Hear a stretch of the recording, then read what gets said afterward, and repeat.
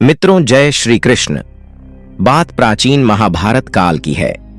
महाभारत के युद्ध में जो कुरुक्षेत्र के मैदान में हुआ, जिसमें 18 अक्षौहिणी सेना मारी गई, इस युद्ध के समापन और सभी मृतकों को तिलांजलि देने के बाद पांडवों सहित श्री कृष्ण पितामह भीष्म से आशीर्वाद लेकर हस्तिनापुर को वापस हुए।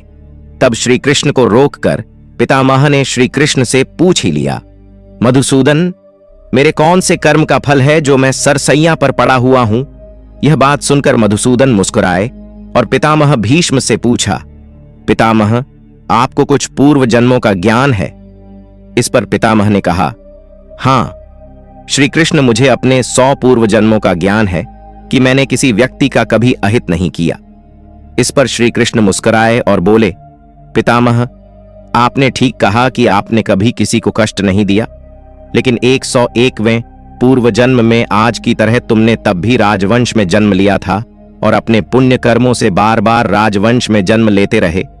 लेकिन उस जन्म में जब तुम युवराज थे, तब एक बार आप शिकार खेलकर जंगल से निकल रहे थे, तभी आपके घोड़े के अग्रभाग पर एक करकैंटा एक वृक्ष से नीचे गिरा। आपने अपने बाण से उठाकर उसे पीठ के पीछे फेंक दिया। उस समय वह बेरिया के पेड़ पर जाकर गिरा और बेरिया के कांटे उसकी पीठ में धंस गए, क्योंकि पीठ के बल ही जाकर गिरा था। करकेंटा जितना निकलने की कोशिश करता, उतना ही कांटे उसकी पीठ में चुभ जाते और इस प्रकार करकेंटा 18 दिन जीवित रहा और यही ईश्वर से प्रार्थना करता रहा, हे युवराज, जिस तरह से मैं तड़प तड़प कर मृत्यु को प्राप्त हो रहा हूं, ठीक इसी प्रकार तुम भी होना।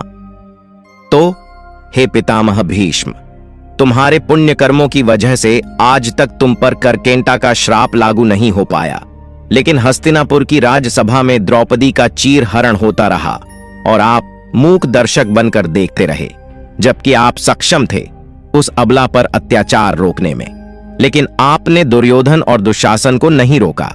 इसी कारण पितामह आपके सारे पुण्य कर्म क्षीण हो गए और करकेंटा का श्राप आप पर लागू हो गया। अतः पितामह, प्रत्येक मनुष्य को अपने कर्मों का फल कभी न कभी तो भोगना ही पड़ेगा।